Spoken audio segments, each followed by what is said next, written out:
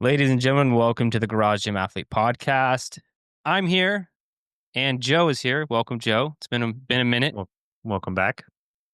Welcome back. And we got Dave Pachkowski. How's it going, Dave?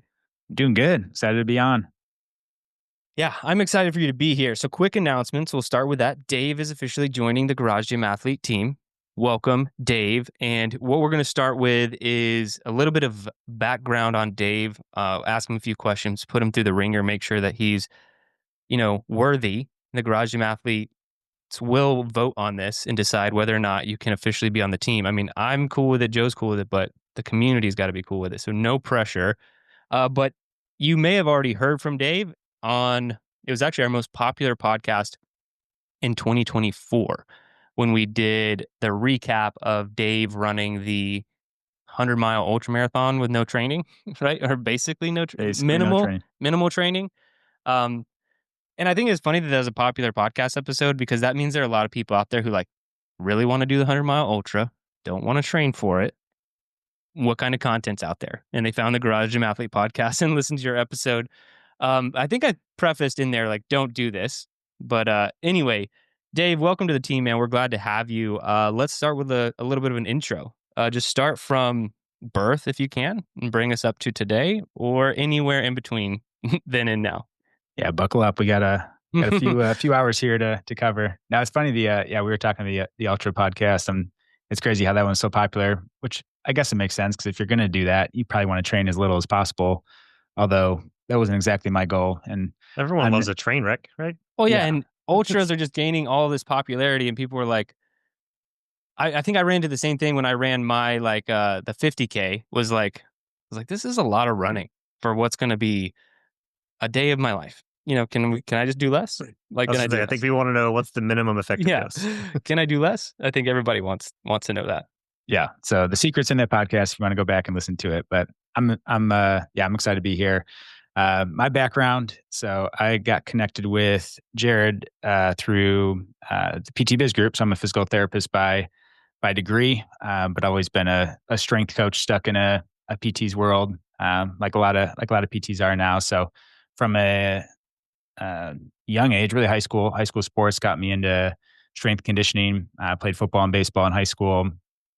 Played college football at a Division III school, Carroll University up in Wisconsin. And really through all those years, I was I had the schooling side of it. And also though, a lot of it was just self-learning on strength conditioning, how to take my performance to the next level, which got me through football and then chasing stupid challenges like a 100-mile race or just picking up fun goals and, running, lifting type goals over the years. So that led me to getting connected with Jerred back in maybe 2018. I don't know. Maybe it's been 8 years or so, and got connected with Garage Gym through him indirectly and been following along ever since. So that's kind of training background. We can get into a little more of the follow up with some of that.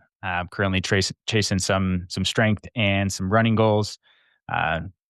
Set kind of a fun challenge for myself. Maybe we can get into here a different podcast, but otherwise, family is a big thing for me. My wife Lindsay and I have been married for 9 years as of last week. Nice. So we're figuring it all out. Three kiddos. Our daughter Elise is 4. Our son Noah just turned 2, and then our little son Caden is 4 months tomorrow as of recording this. So that's if you ask like hobbies and free time and all that probably sums most of that up. It's trying to fit in training, fit in work, and then the family takes up in a good way most of that. So that's a high level what I'm getting into these days. 7 kids between us. It's a lot. I'm really bringing the average down. Hey man, you got one though, and he's keeping you plenty busy. So I do want to ask. I want to ask what your specific concurrent training goal is, because I think the listeners will be pretty interested in that as well. But didn't you do something with lunges like a few years ago? What was it? Yes. The lunge training goal that you did? Yeah. So I got into walking lunges. I was going to do it for a year. The goal was to do a mile of walking lunges. That was every Saturday. I was doing a mile of walking lunges once a week. I was doing some during the week too, shorter distances, but the goal was a mile once a week for a year. I ended up making it 8 or 9 months. Not because Oh, so close. I know there were So other reasons. what was the cutoff? What was the reason? Just mismanaged priorities and time. Really, of that's when Elise was born, and there's a lot of other stuff going on. So it Yeah. was something that stubbornly, and that's kind of like some of those takeaways from the ultra is I set off for some of these challenges, and usually the thing I learn is not the thing that I go in thinking I'm going to get from it or anything like that. So what I was realizing though is just things were getting out of order in some ways of because I was starting to do more lunges during the week and it started chasing this arbitrary goal that was taken away from family time. So I ended up cutting it out of maturity more than anything. I think I got my mile down to I think my best one was like low 40 minutes. That was unweighted, but Damn. seemed That's like it fast. yeah, seemed like it was fast. I don't know. There's no standards for mile Well, walking lunchtime, so I don't know. I did the other day, and I think I talked about this to like team members, but I don't think I talked about it on the podcast that just the other day I was like, man, I want to do some walking lunges. And I was like, we used to program these in Garage Gym Athlete all the time. And so I did them all the time. And I was like, pretty sure we programmed half mile.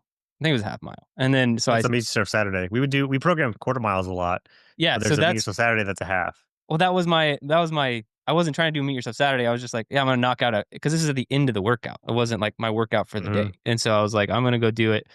And so I did a quarter mile or I did a half mile, but it was between the quarter mile and the half mile that I was like pretty certain that we programmed quarter miles at the end of workouts and not full half miles. And I think I was in the 30-minute range, like around that. So I feel like to double that, now I wasn't going the fastest pace in the world, but that just get from my own perspective, that seems pretty fast going.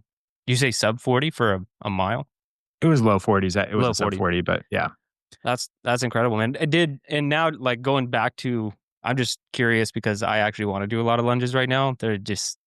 They are helping build my legs without injuring me, which is like great. Did you notice anything strength wise, muscular endurance wise, anything from doing that many lunges that often?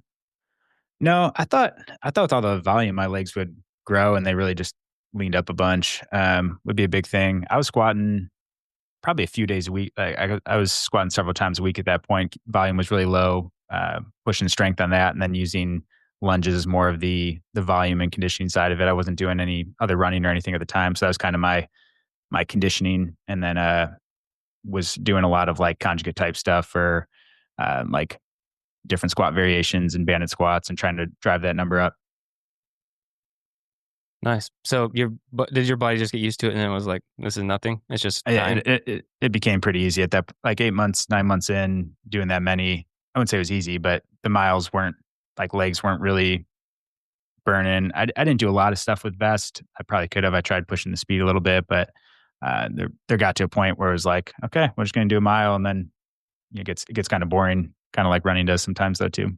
I mean, that's what happened when I did all those, like the Murph workout every single week. It was the first, I'd say 12 to 16 weeks of me doing it ever. I was really sore every time, especially trying to go faster. But then eventually it was just a workout. Like, and I was never sore, never hurt. Your body, it's amazing how quickly your body can adjust to volume to where Hmm. it's just not really a factor. I do think the only thing you could have done is add a vest or go faster and see what happens. Yeah, I don't think there's too much speed. That one I was cooking speed wise. I'm like, I don't know if I can get it too much faster than that, but with the vest would have been probably the next level up if I would have kept Did doing you it. go no breaks? Like, were you able to like just basically walk a mile, like Yeah, like lunge walk a mile? and not like step two, like stepping through. Yeah, pretty much a mile Yeah, straight. yeah. No Hmm. church steps. Joe hates those. Yeah, Yeah. Yeah. No church steps. but that's when I'm gonna have to. 'cause- I think I'm gonna have to do a quarter mile tomorrow. I Yeah. think I'm feeling it. so Dude, I think and when I visited I you, had not Jared. done it in a while. I was really sore. We talk about the different types of muscle soreness. It was the immediate onset muscle soreness, not the delayed. I was a little worried about rhabdo because I had not hit that kind of volume, and I was wearing a vest. I had a vest on, and I was like, I hope I didn't just make a mistake. We'll see. So I was monitoring my pee color for the next 24 hours, make sure it wasn't going to the rhabdo point. Yeah, the immediate soreness is bad. But when I visited you, I think we did a quarter mile after one of our workouts. Hmm. I I think I just got off the plane. I flew right over. I was intermittent fasting at the time. I hadn't eaten in like 20 hours. And I think we did some heavy deadlifts and then walking lunges and got in the sauna. And I felt like I was going to die after that. But you took off on the lunges. And I think I was like, I don't know if you're going to be able to sustain that pace, man. And you just like started cooking out of the gate. I'm like, I've been doing these a little longer. To know you got to pace at least the first little bit of it. I think I made a mistake there too. I thought we were doing like, as you can tell, if there's a theme here, for some reason, my judgment with lunges is pretty bad. But I do remember that. And I think I was like, I thought we were going shorter distance. Like I thought it was like, yeah, this is fine. We'll be fine. But it's like, you're like, it's a far hike. You might want to slow down. We'll let you figure it out the hard way. Yeah. All right, man. So what are your goals right now before we jump into some other stuff on the podcast? I know you got some concurrent training goals you're chasing. Yeah. So strength is always my main focus. That's where what I enjoy. I enjoy lifting heavy stuff. I'd kind of gotten away from some of the heavier lifting. I was more mid range stuff. So trying to push my top end strength numbers up. So the goal is for a 500-pound deadlift, 400-pound squat, 300-pound bench, and then a sub 25K. And I'm trying to do all that within an hour block. Some would test. The plan would be I haven't tested out yet. So I don't even know if this is like a 3-month goal, a 3-year goal. But the plan would be to squat, bench, deadlift, and then get to a track and take off on the run. So start a running clock. Boom. And then you hit lift 1, hit lift 2, hit lift 3, go for a run. So do all 3 of those things in under an hour. Yep. Sound like something fun to me. Got me excited about training and running again. Yeah. I think doing it within an hour is definitely feasible. I think your time on the 5K is going to be hard. I think that's you said sub 20? Sub 20. Yeah, we'll probably have to. I mean, I know we're not planning on covering that this podcast. We'll probably have to, because I'll have some questions back at you too on some of those things. We could just talk it live on the podcast of what I'm working through, because it's trying to figure out what the right body weight is for that. Those are some of the challenges. If I could, and we kind of talked about it offline, if I could add 10 pounds of body weight, it would make the lifts a lot easier. But then Makes the 5K becomes a much tougher goal.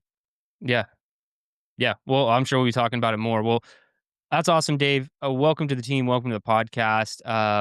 Everyone, you let us know if Dave can stay. Think that he's got a lot going for him with some of these goals and ideas. But it's awesome to have you here, man. And look forward to having more conversations on the podcast. But let's dive into the topic today. To kind of kick things off, we wanted to just take a look at the current fitness industry, and kind of talk about what we're seeing, what we think some of the problems are, the holes, to kind of, alert the listeners to, what's changing in the fitness industry. Because the more I look at this, there's a lot of things going on, and I'm sure this will go multiple different directions throughout the conversation. But I started in the fitness industry online in 2011, officially, like at the end of 2011. And now we're at 2025. And I can tell you for 100% certainty, if I was starting in the fitness industry in 2025 with my same ideals, my same mindset, my same core values, all that kind of stuff, I would not have survived. I wouldn't have made it. I would not be in the fitness industry. I don't think I would have gotten a job somewhere else, just because of the direction that it's going, especially the younger generation. How much influencers are pushing unrealistic expectations. And no matter what you say, people don't care, and it's crazy. It's pretty problematic. But I think one of the biggest issues is that like unrealistic expectation. And I think we could start there. I think that people don't realize how long it takes to see results in fitness. And this is something that we've talked about on the podcast for years, where I'm like, I probably have the worst tagline for a fitness company. I'm like, yeah, I need you to do hard work for the next decade, and then maybe you'll look how you want. And that's like, what kind of guarantee is that? Like, how that's not what people want to hear, right? But it's the truth, because consistent training, you have to like literally change who you are, change your metabolic system, all without cheating, without taking supplements or let's say drugs, you can take supplements. And so it's very hard and change is slow and unrealistic. And I think that's mostly what I'm seeing and one of the biggest problems. Like, what do you guys think? Do you think that there's been a shift in like unrealistic expectations in the fitness industry? More noise, a lot more noise, because anybody with a phone and a platform and all the different kinds of platforms, puts their stuff out there, and then there's the either successful athletes or the Navy SEALs or the people that like have some sort of physical background. They think, okay, I can use that as my stepping stone, and then put out what worked for me, but not necessarily knowing what the best interests is of for general people or anything else, because it worked for them. So there's just a lot more people that are using all the platforms that they have for them, and I think it creates a lot of either misleading information or over information. Yeah, I think you get that side of it. You get the, hey, I'm just gonna, because I'm successful following this program, I'm gonna put this out to the masses and it's gonna work for everyone, when it's way too much volume. People don't realize how much volume they've put in to date over a decade or more. Or you get the people that were from that background, like you get a CrossFit Games athlete, you get someone who's a professional athlete, someone who's built their body a certain way over, again, a decade, lots of years. And then they put together this like workout 3 times a week for 30 minutes. And this is the picture of what you'll look like. And it's like, well, yes, if you do those other things for the 10 years before and you build up a certain amount of volume and base, and then like that's where there's misleading stuff, is there's this picture painted that you can look a certain way on 3 hours a week, when they are either currently putting in 6, 8, 10 hour weeks, or they have at some point in their lives to build up a volume to get to that point. Yeah, that's even starting to bother me with kettlebell people.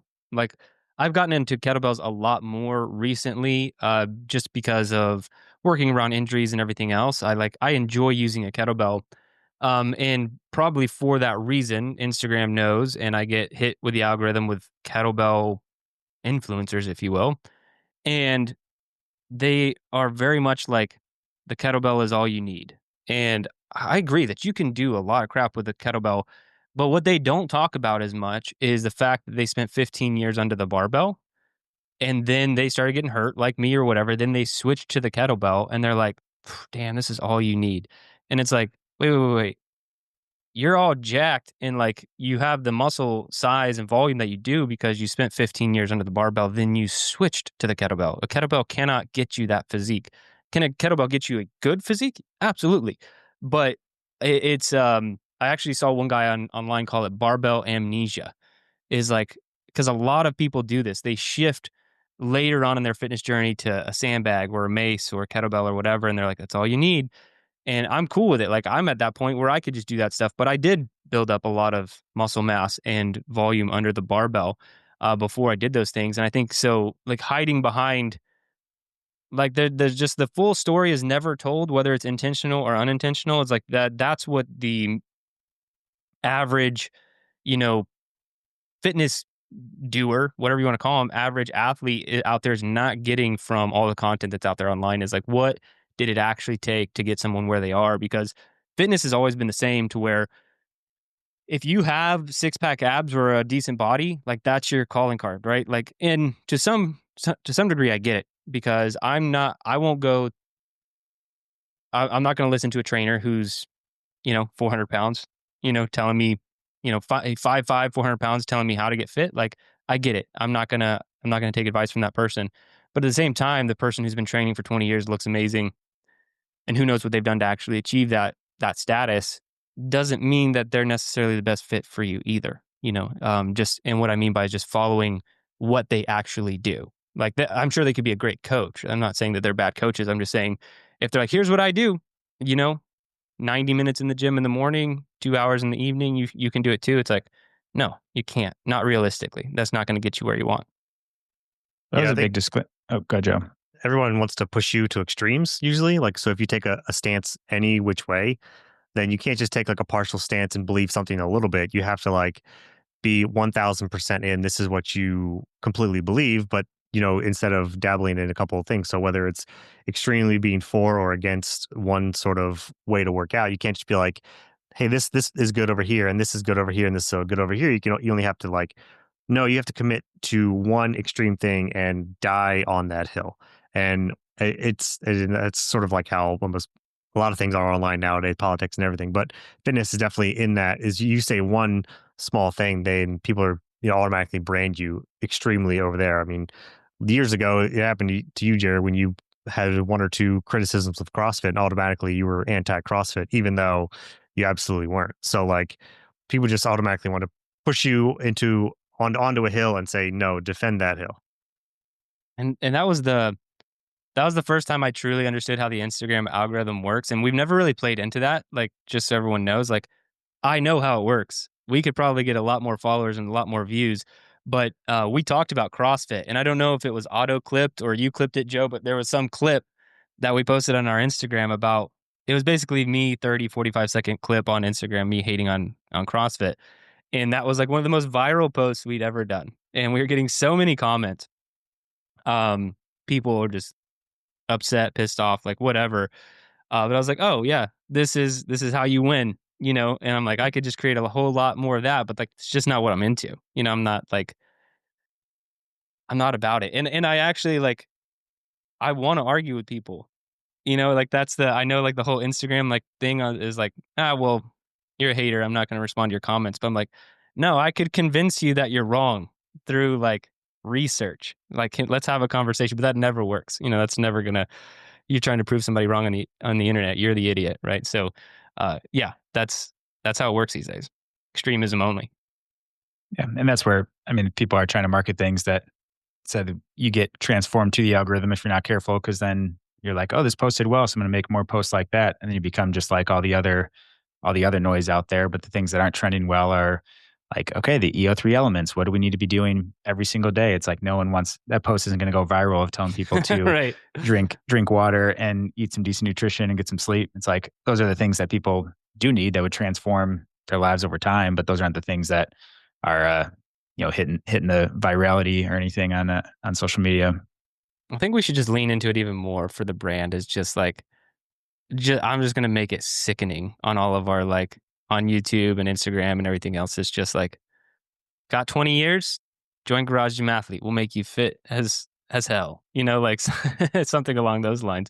And who knows? Maybe it'll be good for the company. Maybe it'll be bad. What else are you guys seeing in the industry? I think there's there's kind of and I say all or nothing, and what I mean by that is it seems like people are way oversimplifying things, or people are way overcomplicating things. And that's something I've noticed a lot of. I think it's a good, some of the things are good trends of like prioritize protein. Everyone's talking about protein these days, and it's like that's good. People generally need more protein, but then that becomes this like it doesn't paint the whole picture of what people need. There's all these people just say like, hey, if you just eat more protein, all of a sudden you're gonna look like this or be healthy or start feeling better. And it's like, well, what about the quality of that? What about like how you actually structure your meals and fiber and what's your training look like in addition to that? And what's stress and sleep look like and mealtime? Like there's so many other things that go into it. So I think some people oversimplify just because it's like that's here's three things you need. Like people want this like super abbreviated list, which is good, but if there's not the depth behind it, or if people aren't, if people are totally unfamiliar to that and you're not walking someone through teaching all the things that are needed to get healthy, like simply eating more protein isn't going to do that. It might be a, kick up in the right direction.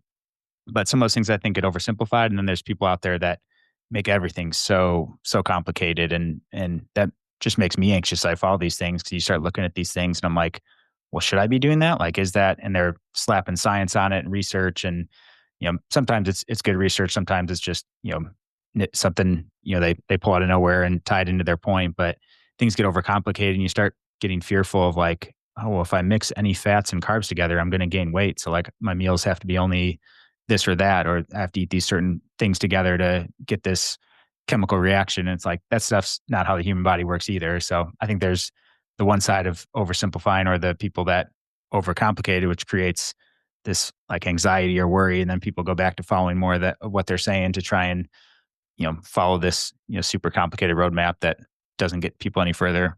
You know who overcomplicates fitness? Peter Attia, like that book and just how he talks about fitness, like, and I get it. He's a smart dude and he wants to bring intellect to like everything that he does. Um, but damn, the level of like how insane he gets about zone two, where he's like, no, you have to be at 214 watts on a bike for 74 minutes. And it's like to properly stimulate the mitochondria. I'm like, dude, I don't think so. I think if we just go conversational pace on the run, I think we're gonna check the box. You know what I mean? Like I don't think you have to go as crazy as you are. And I do think that that adds that, like you're saying, stress and anxiety to people who are like, we already have busy lives and we're doing the best we can. And then you're like, well, you're actually doing zone two wrong. And that's also the type of content that gets more eyeballs, right? Is like, forget everything you know about zone two. Like if I opened a hook like that for an Instagram reel, already it's going to do well, right? Um, and it's just not helpful to people. I don't think. Maybe it's helpful for growing a social media account, but it's not actually helpful for the humans who are our audience, people who listen. That's why I avoid those things most of the time. But yeah, that overcomplicating thing I see quite a bit. Um, the oversimplification, I can see that as well. Like with some of these, single modalities or whatever. I think there's always nuance, right, to everything. Like I said, the kettlebell person thinks it's the kettlebell. Sandbag person thinks it's the sandbag. But there's a lot more personalization to those elements as well. I feel like people on social media and stuff, I don't know if they just don't think about who their target audience is, forget who their target audience is, because I feel like the majority of people don't know a whole lot about fitness and health, and they get into a point where I don't know if it's becomes an echo chamber, but I don't know if people feel like they need to one up the other people in the fitness industry. So maybe that's why they go one way or the other, because you have to separate yourself somehow. It's like, okay, I'm gonna really get to the particulars and nail down this thing, or I'm gonna really just say, hey, do whatever, do the oversimplifications. I feel like that could be one reason why it just comes down to either people marketing and not being who they really want to be, or are attracting who they really want to be, because they have to separate themselves because there's just so much out there, so many people out there. And I actually just had a conversation with my dad this past week, because he's gone up and down with his fitness journey and stuff, and he's just on the tail end of like another 80 or 100 pound weight loss. And he sent me some collagen. Like he's like, "Hey, I heard I need to get this collagen, that I need collagen because this, that, and the other," and just stuff that he was told. I was like, "Dad, just focus on protein. Like this is how many grams you need to be taking. As long as you're taking and eating like real protein, that's all you really need to care about. You don't worry about BCAAs, don't worry about collagen. Just get this many grams of protein, and then from there we can talk. Like that's 90% of it right there." And he's like, "Oh, okay, that's so much easier," because he goes to a gym and he might hear somebody saying, "Oh, well, I take this," or he'll be scrolling on social media and see stuff like that, and there's just so much information to sift through on both sides. Yeah, I think that like single ingredient supplements that people are getting concerned about or whatever, like you mentioned collagen, or it's like I think I should be taking ashwagandha, and it's like I don't know if that's what you need. Like maybe just go for a walk, you know. But yeah, I see a ton of that as well. And then I'd say I've talked about this a lot on the podcast more recently because it's just becoming more and more concerning with these 22-year-olds taking TRT, right? And then trying to build up their brand, and it works. I don't have a lot of frustration with it working. I have a lot of frustration with convincing other people to do it, And everyone tries to do the I'm not taking anything, I'm just consistent and you're a piece of crap. And then they eventually get called out. And people are just getting taken down left or right. It's like just things I've followed over the more recent history is like Liver King, right? He made that persona. He invented a person. He invented a character. Took a bunch of steroids to do it. I was in shock that anyone even thought that it was possible for him to be natural. Like I was like, nobody actually thinks that. And The it's like, low oh grade beaver no, tranquilizer. it's like a lot of people believed he was natural, and they were very upset when they found out he wasn't. And I was like, well, just wait till you find out about the rest of your influencers whenever those get unearthed. And I'm not going to mention any names, but I have theories about who's doing what. And then, um, this is not in the fitness influencer world, but I don't know if you guys are familiar with Tim Kennedy. He's a Army Green Beret, pretty cool. I liked his content. But apparently he lied about like half of his things, like within combat and what awards he had and decorations he had. And I didn't follow it that closely. But that was somebody who I thought was like pretty legit. And I was like, damn, like why do people feel like they have to do this stuff to like to grow bigger? It's like on the Tim Kennedy side, he was a legitimate Green Beret sniper who like won UFC championships or something. Like all those things are legit. Cool enough, right? But then he like lied about some combat experience, lied about like some decorations, like getting a medal with valor versus not having it, which are those things are a pretty big deal, at least to veterans who care about you lying about those things. And then same with Liver King is like he had a good message. Like the message was fine, but he didn't think that the message could sell on its own. So he had to create that persona. And it's just like, why? You guys are doing great things. Like you've already done good things and you have great like messages for the world, but then you get addicted to something. It's like getting addicted to gambling or booze or whatever else. It's like for some reason you can't stop. And I don't know what that is, but it's becoming more and more. So it it's made me a super skeptic now when I see somebody online who's like jacked and selling something. It's typically supplements. I'm like, 5% chance you're real, like 5% at best. And I mean that about just about anyone. Like if you're jacked and you're not selling any supplements, my belief chances go up quite a bit. But if you're selling supplements, I'm already like, I don't know. I don't know about you. We'll see. We'll see what time does. Yeah, and social media just magnifies the problem that's been around for a while. It was fitness magazines for a while, and like growing up in bodybuilding magazines and bodybuilding.com, and you get this false picture of what's really real or possible, and you get these people that, like you said, these people that get greedy about, okay, I sold a little bit, but now like how do I reach more people? And they start what you started the podcast with. They compromise on their ideals or their values or those things, and then like that's a slippery slope from business standpoint. But these people following have like no idea what's realistic, and they think if they lose, because people say like, hey, if you just lose these 10 pounds, these 20 pounds, like you'll be there, and people lose that weight, and they're like, is this it? Like now what's next? And they get stuck in this, it just mismanaged expectations of, because they think they're going to look a certain way from what they see all over social media, and you lose maybe 10 pounds, 20 pounds, and you're like, I still don't really like the way I look. And then you have to face that side of it. And then where do you turn as an athlete or someone who's doing that? Do you keep pushing that weight number down? Do you compromise and start taking some more supplements or TRT, or do you keep pushing through? Do you do the tough internal work that has to happen of like, well, why am I so worried about how I look? Or why am I insecure with how I look? There's just so many layers to that from like the people marketing and the people that are following those expectations out there. Yeah, I think I don't know that I used to be super optimistic with like this podcast and just like having a message that we could make an impact in changing the industry. And I don't want to say like, we're screwed. It's more like my take on it has changed now to where it's like, if you want to do things the right way, follow us and we can help those who are willing, right? As opposed to the, like you said at the beginning, Joe, there's a lot of noise, right? Like there's too much noise to push against now. I feel like maybe when we started, I felt like it was like, it was a possibility. Now I'm just like, you know, we still have our mission. We are going to do what we're going to do, but it's going to be those for those who want to do things the right way. And like, that's just where we're going to stand. That's where we're going to hang our hat. And that's what we're going to do, moving forward.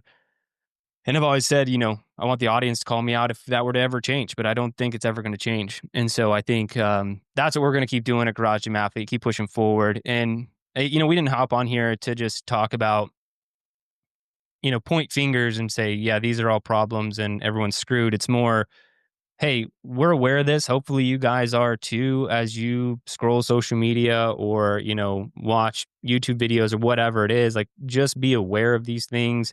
Be a little bit skeptical about everyone. Hell, be skeptical about us. Do your own research.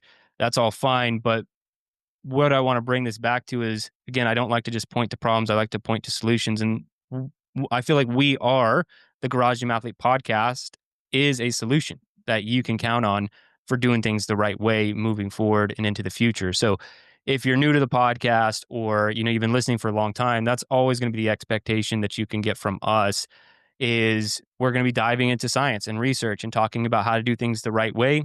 No shortcuts, might take you a decade. Sorry if you don't like that message, you can sign off now, but it's the realistic truth. And then same thing, we're going to be diving into, Dave mentioned that internal work, something I'm looking to bring to the podcast. I talked about in the last episode when I was doing solo is just more talking a lot more about the self-determination theory because we don't talk about it enough. There's a lot of research on it. I've just been I've been hammering like through different studies. There's so much good stuff on self-determination theory, specific studies. When I first started looking at that research back in, I'd say 2013 is when I started to really kind of geek out on it. There wasn't a whole lot, especially in regards to fitness. Now there's just so much. There's like coach and athlete relationship, aesthetics, and like professional athletes. There's just so many studies that have been done on STT now, and I think us diving into it so people can understand a little bit more about themselves and how to master their drive when they go through these lulls, I think is going to be huge moving forward. So that's kind of what we're bringing. There are all these problems, but I feel like we are one of the solutions that you can count on moving forward to do things the right way, do it slowly, and to make sure that that progress sticks. And I kind of want to leave that there before we kind of dive into some personal updates and just let everyone know what we've been up to. So, Joe, how have things been for you, man? Training wise, life wise? So about a month ago, I went back to California again for 2 weeks. So I had that, um, jet lag, that I deal with quarterly. And while I was there, just because being not sleeping right and not just being off my game, I tweaked my back again. So I'm just sort of coming back from that. It wasn't that bad. I mean, it was only a couple of days of like really really hurt, and then about 2 weeks of just rehabbing and doing a lot of hip mobility. And I'm still only doing mostly unilateral work, but I'm got under a barbell this past week. So doing that, and I don't really have any clear goals right now or following one of our specific tracks, but I'm experimenting with a sort of strength days and on the fly programming, and it's something that I might introduce either to strength track or something. And I'm sort of dubbing it like a 1, 2, 3 methodology, and it makes for a really easy or good on the fly workouts. And I think, as I write it out, you can really string some good workouts and probably a good wave together. And it's one like compound lift, barbell lift. That's when I would lift heavy. I get that knocked out of the way, and I typically pair that with a core exercise because I hate doing core. So I got to do it first, so I'm not going to do it at Yeah, you got all. to start with it if you hate doing core stuff. Yeah. Yeah. So I pair that with the barbell lift. Everything is 4 sets, and typically it's between 4 to 6 reps. So that's like my heavier type lift. For number two, I do a complementary lift superset to whatever that lift was. So anywhere probably 10 to 12 reps. This is when I'm getting more into like focusing on either like hypertrophy or muscle endurance. So really fatiguing and adding volume through some good accessory work, lunges, Romanian split squats or Bulgarian split squats, dips, stuff like that. And then for three, I'll do this is when I might introduce power. I haven't been doing much power yet because of my back, but I think next week I'll be fine for it. But either something explosive or more complementary work, and then just something else, maybe something that's not quite related, like a pull, if it's a lower body day, whatever, superset. But the third thing is I'll do a interval on like a sprint on the Airdyne, so sort of IWT-esque, and then rest. So everything's 4 sets, uh, one lift, two supersets, and then three. It's two exercises and a cardio thing, and it makes for a really easy but effective strength day so that I sort of balance out everything. And then the other days are sort of conditioning focused wild card. So I've been enjoying that I've been messing with. It's helped me for my rehab recovery too, so that I can control like exactly focusing on the right things that I'm doing and get my mobility in. But now I'm just kind of liking it, playing around with it. Sounds solid. How about you, Dave? Yeah, so I'm for context training for that goal. I'm about maybe only 4 weeks into training for it, so it's a relatively new goal. So really, it's gonna be fun. Like figuring a lot of it out. I mean, that's a fun challenge for me is figuring out what I can do and how to structure things.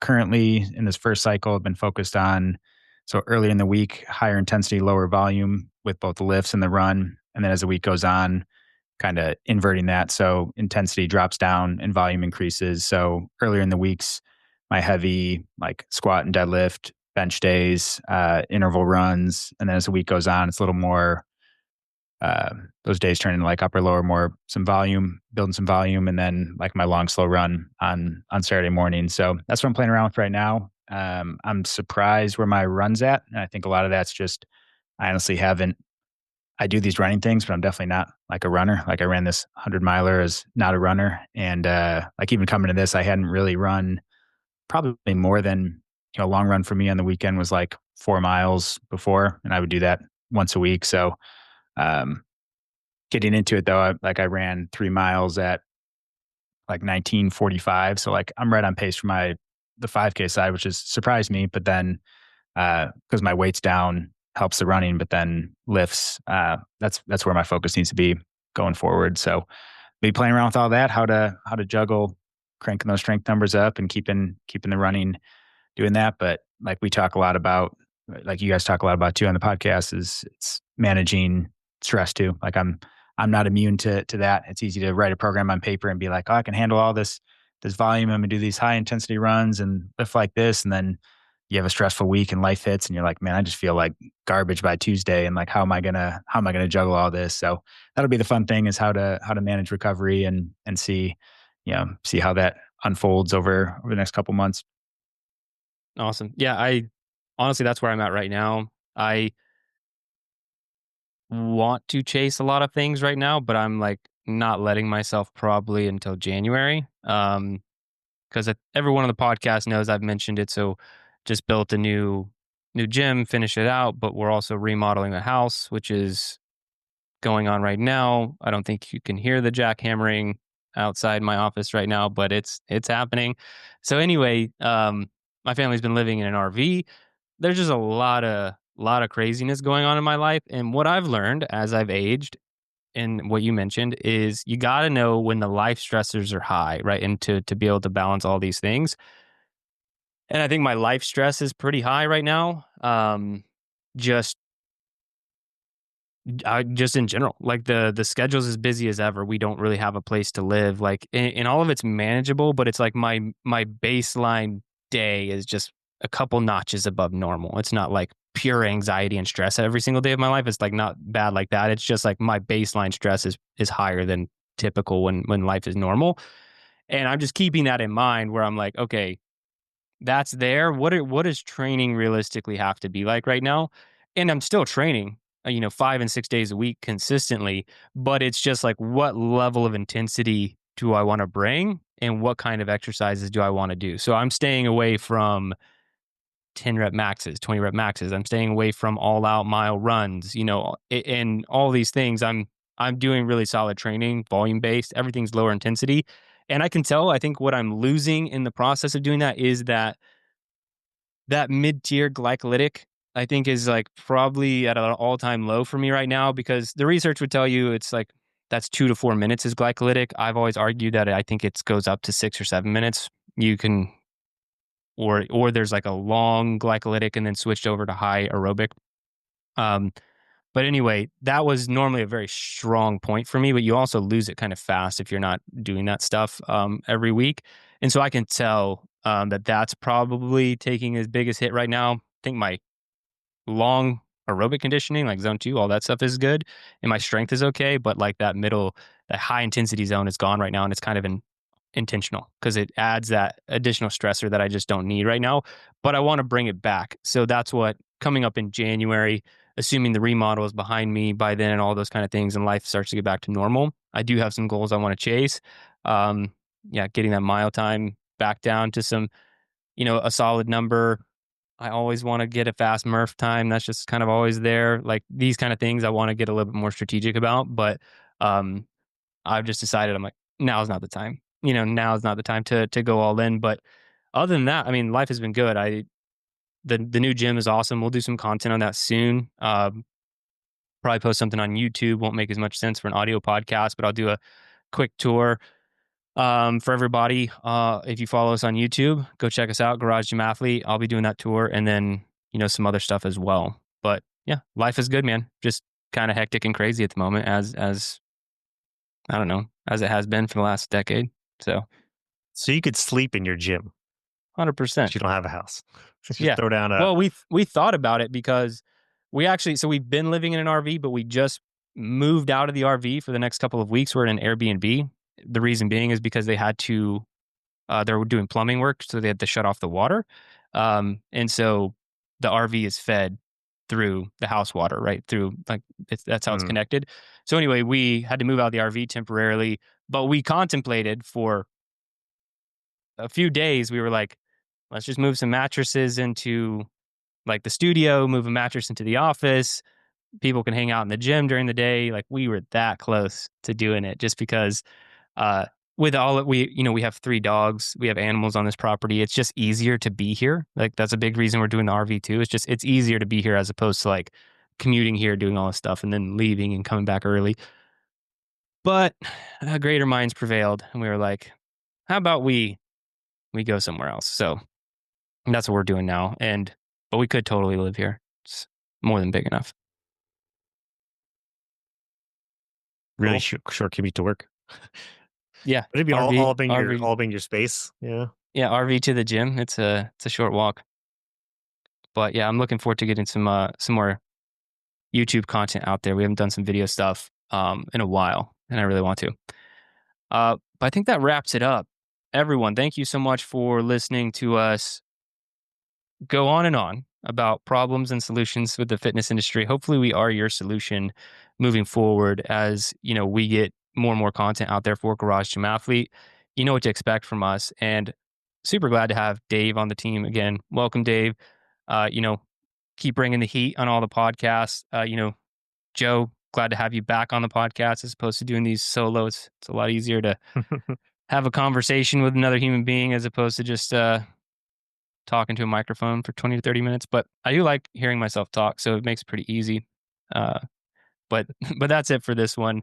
We'll sign off here and we'll catch you guys next week.